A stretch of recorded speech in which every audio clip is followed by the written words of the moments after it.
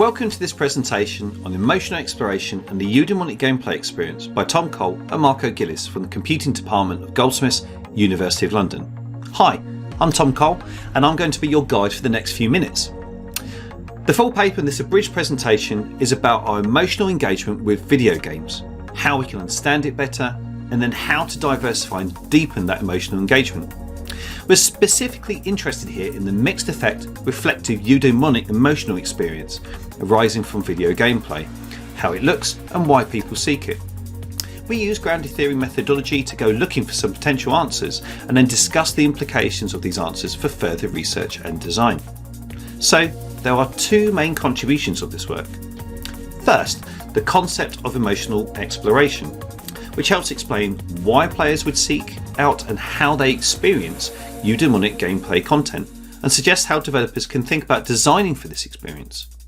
And second, a rationale and description of the eudaimonic gameplay experience and why it's different to other established concepts such as the eudaimonic entertainment experience.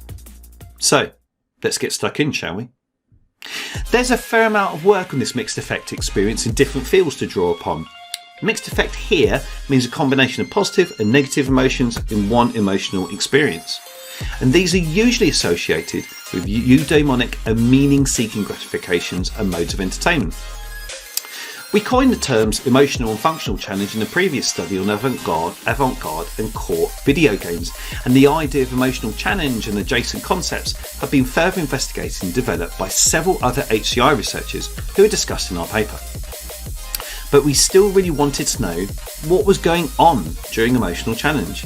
We felt that ourselves and others had not yet provided an account for why players would seek emotional challenge, how they experience that challenge, and less to say than we would have liked to have seen on how to design for this kind of mixed effect experience.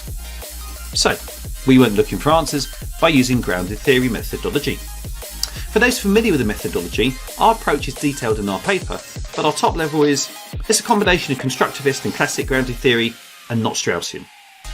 We conducted a series of 26 interviews primarily using instant messaging clients. Like all grounded theory practice, data collection and analysis was simultaneous and interleaved. Each interview was coded and analysed and developed, and the developing concepts and categories and theory were used to determine recruitment for the next interview until we reached theoretical saturation. So our core concept was emotional exploration. So what is emotional exploration? And how is it a useful theory? Emotional exploration is when players, by exploring the emotional landscape of the game, are also exploring themselves, others, and aspects of the real world through the situations presented and sometimes resolved in the game. This emotional landscape is a reflective space where players aim to grow and develop. This is a eudaimonic experience where appreciation of life and meaning seeking is realised and self-development and reflection is encouraged afterwards. A prominent aspect of this is that players who value the mixed effect experience feel they are satisfying a need for being related not only to other people in the world around them, but also to themselves. It's worth mentioning at this point that we discuss this aspect of relatedness in the context of self-determination theory in our paper. Drilling down into emotional exploration then, it has 6 properties. It requires expectations to be appropriately set.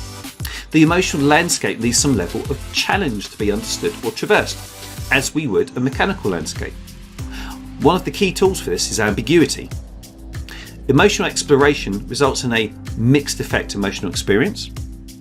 The data here suggests that the emotional experience is potentially more powerful than that experienced in other media due to the player's participation in the diegesis and a certain level of interactive vulnerability. Finally, emotional exploration satisfies the need for relatedness in the player. Each of these properties is discussed in detail with supporting evidence in the full paper. But another way to think about it is this. We need to build an emotional landscape and give players the tools to traverse that in the same way that we do with a mechanical landscape. We need to provide an emotional possibility space and not just a mechanical one. So that's emotional exploration. But what of the eudaimonic gameplay experience?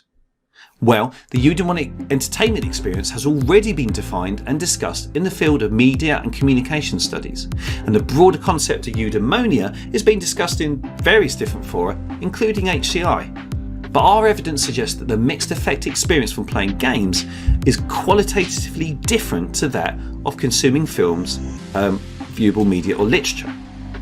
This is due to the interactive dimension of video games, the ability to act on and move within and on the diegesis in games. For this reason, we propose that the eudaimonic gameplay experience be named and investigated as a separate phenomenon. So, how does this all help us then?